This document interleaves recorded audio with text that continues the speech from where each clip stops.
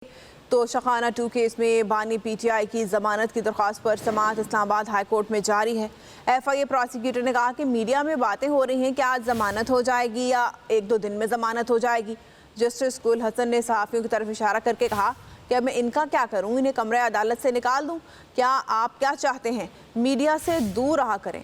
अदालत के इस्तिफसार पर बानी पीटीआई के वकील ने कहा कि जूलरी सेट कस्टम्स को नहीं दिखाया गया। सलमान सफदर ने कहा तमाम तहकीकाती इदारे इस केस की तहकीकात करने में नाकाम रहे हैं। तफसीलात जानते हैं ब्यूरो चीफ फैसल साई से। जी फैसल।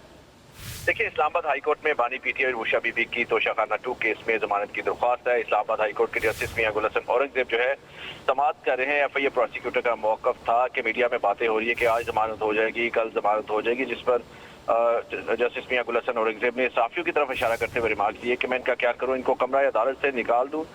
साथ ये भी इस्तफसार किया कि आप चाहते क्या है। जस्टिस मियां गुल हसन औरंगजेब ने एफआईए प्रोसिक्यूटर से कहा कि हमें भी बहुत सारी कॉल्स आई हैं कि ये चल क्या रहा है। तो ये प्रोसिक्यूटर से इस्तफसार किया गया कि आप मीडिया से दूर रहे। मुझे तो ये भी कहा जाता है कि आप जानबूझकर बीमार हुए थे। इसके साथ साथ सलमान सफदर जो बानी पीटीआई के वकील है वो दलाइल दे रहे हैं और ये उन्होंने अपने मौकफ में कहा कि जो चलान बनाया और पढ़ाया गया, चलान में रसीद बुशा बीबी की या बानी पीटीआई की नहीं है। रसीद जो है वो बुशा बीबी के नाम से लगी हुई है। सलमान सफदर का मौकफ था प्रोसिक्यूशन ने शरीक मुलजिम या मरकजी मुलजिम बनाया। कल सेट जो है कस्टम को दिखाया जाता है, तो नई ज्वेलरी सेट जो है कस्टम को और ना तो दिखाया गया और ना इस हवाले से कोई तहकीकात की गई। सलमान सफदर का मौकफ था कि ये जो वो केस है जिसमें इस्लामाबाद के तमाम तहकीकाती अदारों ने अपना अपना हाथ सीधा किया है।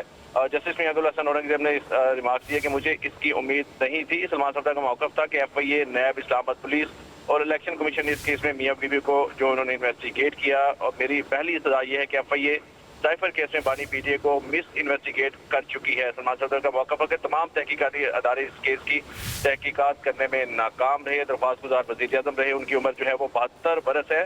इस चलान के मुताबिक नैब की 2018 की पॉलिसी के तहत कार्रवाई की गई है। सलमान सफदर का मौका था कि यहाँ बानी पीटीआई ने कोई जुर्म नहीं किया, जहाँ जुर्म का बैकग्राउंड ना मिले जमानत हो जाती है। साथ में वकील का ये भी मौकफ था कि पॉलिसी के मुताबिक गिफ्ट 30,000 से ज्यादा है कीमत देकर जो है वो हासिल करे, अगर कम है तो फ्री ले जाए। और साथ ये भी मौकफ था कि कस्टम के चारों लोगों ने कीमत लगाई, जो कीमत लगाई वो अदा भी की गई। पहले कीमत 58 लाख लगाई गई, उसके बाद मुकर गए थे और गवाह बना दिए गए। सलमान सफदर का मौकफ था कि गिफ्ट की कीमत लगी, कीमत अदा करने के बाद गिफ्ट जो है वो रख लिए गए।